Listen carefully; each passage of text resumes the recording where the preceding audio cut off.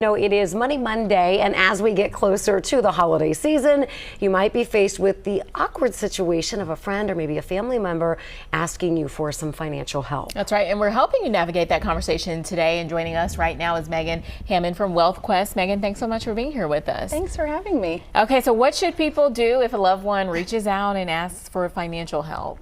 Yeah, I think this is something that a lot of us have dealt with in the past, and it can be a really difficult situation to navigate. So I would say first and foremost, whatever decision you make, it's ultimately your choice. But I would say that you need to make sure that it's what is best for you and what is best for your immediate family first and foremost. It can be hard because there are financial pieces to this, but there are also non-financial pieces, and so it makes it a little bit trickier to navigate. So I ask myself a series of questions, and those questions are: financially, how is this going to impact me in the short term and the long term? What expectations am I setting for the future? How is this going to impact my relationship with this person? And are there non-financial ways that I can help that I might want to consider? I think one of those big pieces is, how is this going to impact our relationship? Because if you've ever been there and you've done it in the past, it can be, depending on how much it is, how long it takes to get reimbursed, and that it can, come between you a little bit, right? Yes. Let's talk about what are some of the things that we should know to maybe protect ourselves financially in this situation. Should you make somebody sign a contract or something like that? Yeah, so I would say one of the pieces is setting expectations. So one of the biggest challenges is when one person thinks that it's a gift and the other person thinks that it's a loan and they're going to get their money back.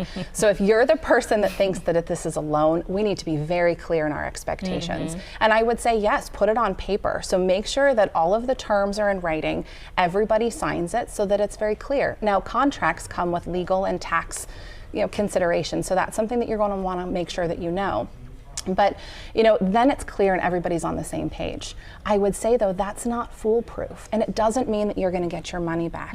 And so I would ask myself those questions again. How is this going to impact me if I don't get my money back over the short term and long term? And how is this going to impact my relationship with this person?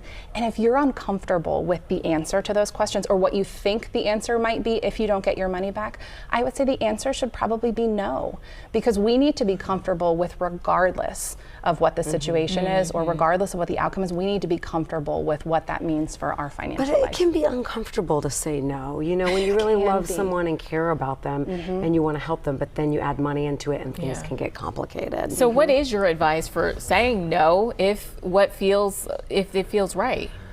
No is a really hard thing to say, particularly in this situation when we're dealing with friends and loved ones or organizations that we care about. And I would also say, though, that no is a complete answer. You can say that, and you don't have to give an explanation if you don't want to. Now, for me, that in and of itself is really uncomfortable. So I would say something like, unfortunately, I'm not able to give at this time. Or I've been working really hard on my own financial plan, and it's not in my budget for me to help right now. I think if you're someone who wants to help, but you're afraid maybe that there are going to be requests in the future, you could say something like, I've looked at my budget and I'm able to contribute X amount to help you right now, but in order to protect my own financial well-being, I may not be able to contribute in the same way in the future. And for those who maybe want to help, but financially it just isn't feasible, there are a lot of creative ways that we can help, like maybe bringing a meal or watching kids to provide more time and accessibility to find other solutions, or even Googling or searching online for organizations that might be able to step in and help. And so I think there are a lot of ways that we can support loved ones, and it's just a matter of us starting that conversation with love and understanding and truth. And I think we can protect our own financial well-being and also preserve these relationships that we hope continue into the future. And sometimes when you offer those more creative ways, it really kind of helps you determine a motive or find out, a motive in the situation. So, all right, Megan Hammond with Wealth Quest, thanks so much for all of the great tips. Always helpful. So we're going to have these tips on our website as usual at WLWT.com.